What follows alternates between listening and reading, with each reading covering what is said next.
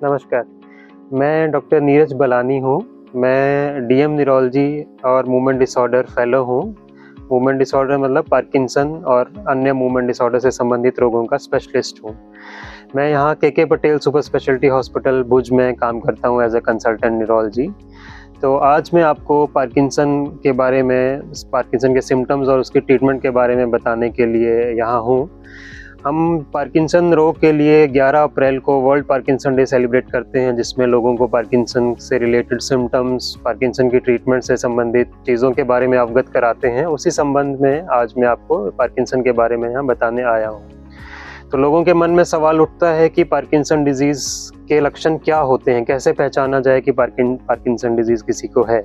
तो Parkinson disease के कुछ जो लक्षण होते हैं उनमें है जैसे किसी को कंपन होना, बैठे बैठे किसी को कंपन होना, और मसल में स्टिफनेस रहना, अकड़ापन रहना, और साथ में स्लो हो जाना, अपना काम करने में स्लो हो जाना, ये पार्किंसन के मेन सिम्टम है। और कुछ लोगों में बैलेंस का इशू भी पार्किंसन में आ सकता है और चलते हुए पेशेंट जो है इम्बैलेंस रहता है या गिर जाता है। ये सब पार्किंसन के मेन सिम्टम्स रहते हैं। तो पार्किंसन को कैसे डायग्नोस किया जाता है, कैसे पता लगाया जाए कि मरीज़ को पार्किंसन है, कैसे कोई डॉक्टर क्या कोई जांच करते हैं या कैसे पता लगता है कि पार्किंसन रोग है। तो जैसा मैंने बताया कि जो सिम्टम्स आपको हैं ये लेके आप डॉक्टर के पास जाएंगे तो पार्किंसन का डायग्नोसिस जो है वो क्लिनिकल डायग्नोसिस है। डॉक्टर चेक करके पता लगा सकता है कि आपको पार्किंसन की बीमारी है या नहीं है। कोई ऐसी जांच नहीं कि जिसको करा के आप कंफर्म कर सकें कि ये पार्किंसन है या नहीं। ओनली डॉक्टर ही क्लिनिकली आपको चेक करके बता सकता है कि आपको पार्किंसन रोग है या नहीं। तो पार्किंसन से संबंधित डायग्नोसिस के बाद सवाल आता है कि क्या पार्किंसन का कोई क्योर है। तो स्ट्रिक्टली बोले क्योर होता है कि दवाई कुछ समय के लिए लिया और उसके बाद दवाई बंद कर दिया और बीमारी ठीक हो गई, तो उस तरह का क्योर नहीं है। लेकिन पार्किंसन का ट्रीटमेंट 100% है, आपको मेडिसिन लेनी पड़ती है। पार्किंसन में जो है वो बहुत तरह की दवाइयां हैं हमारे पास। दवाइयों से पहले हमें समझना पड़ेगा कि पार्किंसन के सिम्टम्स और पार्किंसन की बीमारी होती क्यों है। तो पार्किंसन की बीमारी बेसिकली हमारे ब्रेन में हमारी मूवमेंट कंट्रोल करने के लिए कुछ सर्किट्स रहते हैं जो ब्रेन में रन करते हैं और हमारी मूवमेंट्स कंट्रोल करते हैं। तो उन सर्किट का फ्यूल या उन सर्किट में जो केमिकल यूज़ होता है उसे डोपामिन बोलते हैं। और हमारे शरीर में, ब्रेन में डोपामिन बनाने के लिए हम कुछ सेल्स, स्पेसिफिक सेल्स रहते हैं, वो डोपामिन उस केमिकल को बनाते हैं और सर्किट में भेजते हैं। लेकिन पार्किंसन बीमारी में वो केमिकल बनाने वाले सेल्स जो हैं वो समय से पहले नष्ट हो जाते हैं और वो केमिकल उस सर्किट तक बन के नहीं पहुंचता है। तभी हमारी मूवमेंट में प्रॉब्लम्स होती है, कंपन आता है, स्लोनेस हो जाती है, स्टिफनेस होती है और बैलेंस प्रॉब्लम्स रहते हैं।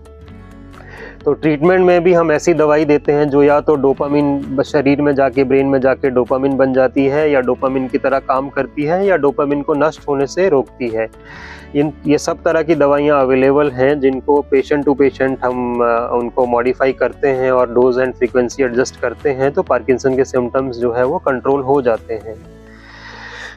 तो कुछ समय तक पार्किंसन के सिम्टम्स दवाई से ही कंट्रोल रहते हैं, लेकिन कुछ सालों के बाद एक समय आता है जब वो ब्रेन सेल्स और डोपामिन इतना कम हो जाता है कि दवाई भी उनके लिए जो है वो सफिशिएंट नहीं हो पाती है। जब ये सिम्टम्स आ जाते हैं तो डॉक्टर उसको पहचान के आपको फर्दर क्या ट्रीटमेंट है उसके बारे में आपको बताते हैं। तो पार्किंसन के सिम्टम्स अगर दवाई से कंट्रोल नहीं होते हैं तो आजकल आधुनिक सर्जरीज हमारे पास अवेलेबल हैं जिसको डीप ब्रेन स्टिमुलेशन बोलते हैं। डीप ब्रेन स्टिमुलेशन में बेसिकली जो सर्किट है जिसमें मैंने आपको बताया कि डोपामिन की कमी हो जाती है, उस सर्किट में हम इलेक्ट्रिक वायर डाल के उसको स्टिमुलेट करते हैं ताकि वो सर्किट सही रूप से चले और आपके पार्किंसन के सिम्टम्स जो हैं वो इम्प्रूव हो जाएं। ये कोई बहुत बड़ी सर्जरी नहीं है, ऑल्दो इसमें स्पेशलाइजेशन चाहिए होती है, पर ऐसा कोई ब्रेन को ओपन करने वाला नहीं है। इसमें जस्ट एक स्टिमुलेटर तार हम ब्रेन में डालते हैं और सर्किट को स्टिमुलेट करते हैं।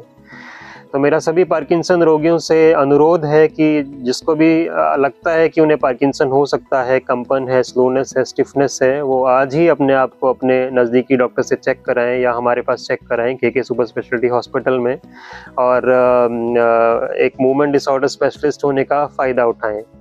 इसी के साथ मैं आप सभी का धन्यवाद करता हूँ ये वीडियो सुनने के लिए, देखने के लिए। धन्यवाद।